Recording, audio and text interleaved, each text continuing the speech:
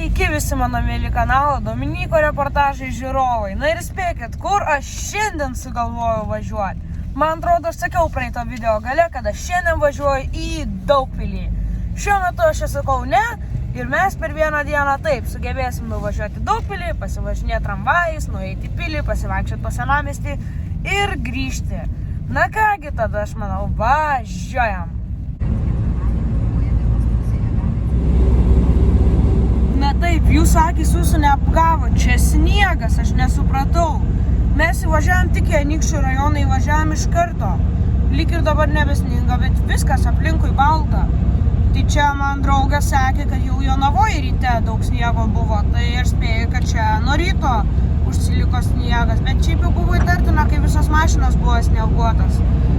Na taip, tai ką, pasigrožėjom vasariškais orais vakar už vakar, pasigrožėjom sniegu, važiuojam ir judam toliau. Na štai taip, ne taip kaip aš maniau, toliau sniego mažės, bet toliau sniego tik daugėja, sluoksnis vis storėja, čia aš nesuprantu.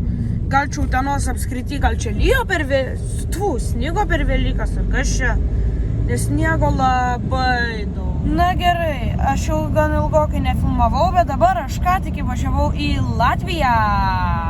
Na taip, ir kas mane nustebino, ten tiesiog pačiuose Zarasuose pravažiuoji per upelį ir jau iš karto Latvijos ženklas. Na taip, tikrai netikėtai, bet mus pasitiko Latvija, o Latvijai, žinokit, žiema ir toli gražu ne pavasarį. Žodžiu, atvažiavom į Daugpilį, tai dabar yra tokia istorija. Maniau, kad Daugpils tai yra daug pilių, bet tada išsiaiškinau, kad daug yra Daugava.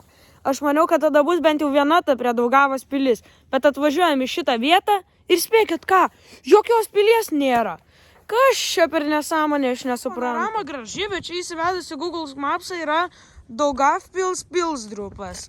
Tai žinokit, aš čia tikrai jūs neapsigaukit, aš paliksiu lokaciją, kad jeigu važiuosit į Daugpilio pilies pamatyti, žinokit, nevažiuokit, ne vienos čia pilies nesutiksit šitą miestą. Čia graži vieta, už miestą, tai aš ir tai nustebau, kad ta pilis. Nuvažiavom 20 km nuo miesto, kad pamatytume Daugavpils. Pils nėra, pasirodo, čia tokios. Nu tai ką, Jeigu jūs domina pilis, ar tai gražus miestas, rekomenduoju tikrai nesirinkti Daugpilio. Bet jeigu jūs domina senas apgriuvęs barakų miestas, rinkitės Daugpilį.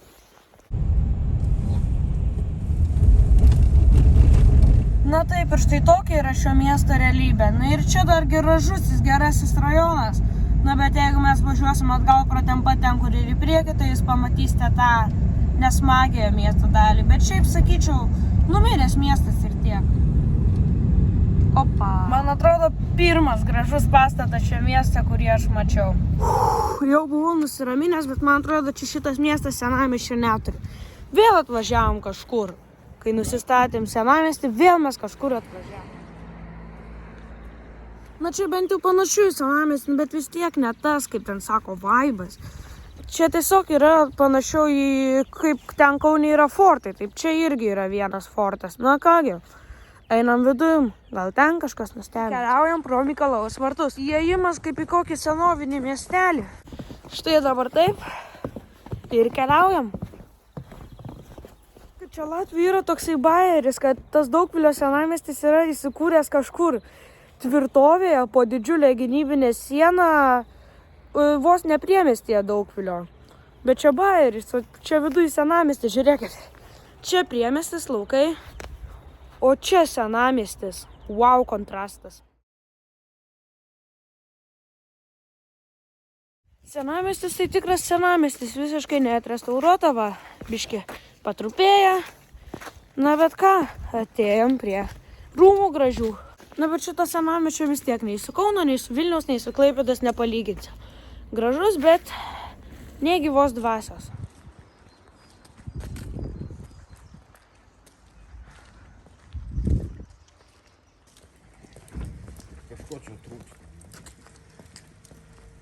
Eina vidury gražaus senamiesčio, atsargiai gali iškristi tinkas ant galvos. O pavyzdžiui, štai čia atrestauruotas pastatas. Dėžučių viduj pridėtai nesuprasi.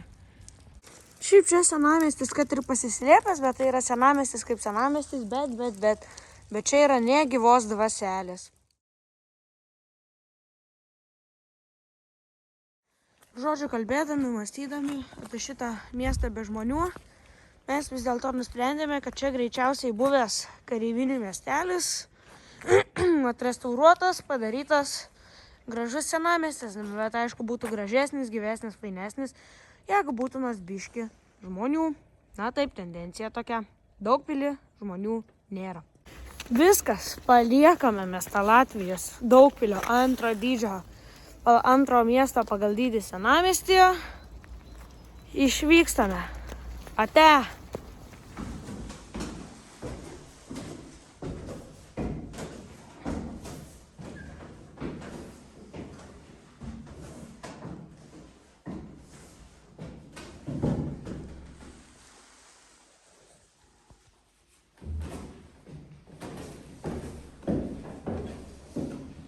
O, koksai fainas katinėlis. Čia, kaip matau, parašyta, kad čia darbininkas didys. Na gerai, tai dabar turbūt visiems kilo klausimas, o ką aš čia dariau? Na, prieš išeidamas aš pamačiau turizmo informacijos centrą, tai va, pasiėmiau tokį žemėlapį, kad liktų atsiminimas. Na ir dabar važiuojam savo ramiai į Kauną, o kągi aš ten dariau? Aš lipau mediniais laiptais, kuriais 1866 metais lipdavo žmonės, darbininkai iki vandens talpos. Na štai, toksai vaizdas pasitinka įvažiuojančius į Daugpilį. Čia mes galime tiesiog pamatyti tos tokius senus tarybinius namus. Tiesiog galiu pasakyti, šitas miestas yra apmiręs, nežinau kur visi dingo, bet čia atvyrauja skurdas, tuštuma. Beje, čia ir mašinos tokios truputėlį skurdesnės. Tiesiog Daugpilis toksai miestas. Čia elektroninė čia. Viskas, mes ką tik įvažiavom į Lietuvą. Vėl mes savo valstybėj. Na gerai, tad ačiū, kad žiūrėjai šį video su kelionė į Daugpilį. Na tad jeigu pažiūrėjai iki pačio galo, paspausk like, paspausk subscribe arba prenumeruoti ir nepamiršk, kad jeigu mums pavyksta surinkti 100 prenumeratorių, na, o gal ir mažiau, na,